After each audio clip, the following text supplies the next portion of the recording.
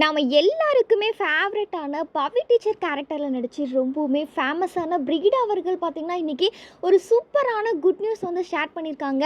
அது என்ன good news அப்படின்னு சொல்லிட்டு கேட்டிங்கன்னா, அவங்களோட லவ்வர் யார் அப்படின்றத அவங்களே வந்து அறிமுகப்படுத்தியிருக்காங்க.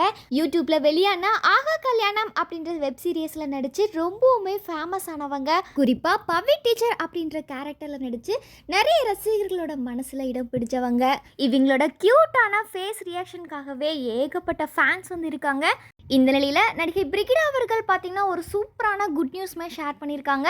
மீசிய முறுக்கு படத்தில் ஹிப்பா பாதிக்கு தம்பியாக நடித்த நடிகர் ஆனந்த் ராமும் நடிகை பிரிகிடா ரெண்டு பேருமே காதலிக்கிறதா இப்போ அஃபிஷியலாகவே அனௌன்ஸ் பண்ணியிருக்காங்க.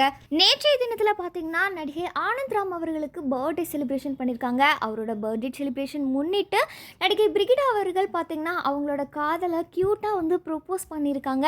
இந்த ஒரு விஷயத்த நடிகை பிரிகிடா மற்றும் ஆனந்த் ராம் ரெண்டு பேருமே பார்த்தீங்கன்னா அவங்களோட சோஷியல் மீடியா பக்கத்தில் ஷேர் பண்ணியிருக்காங்க. இதை பார்த்த ரசிகர்கள் பலருமே அவங்களுக்கு வாழ்த்துக்களை மாறி மாறி சொல்லிட்டு வராங்க.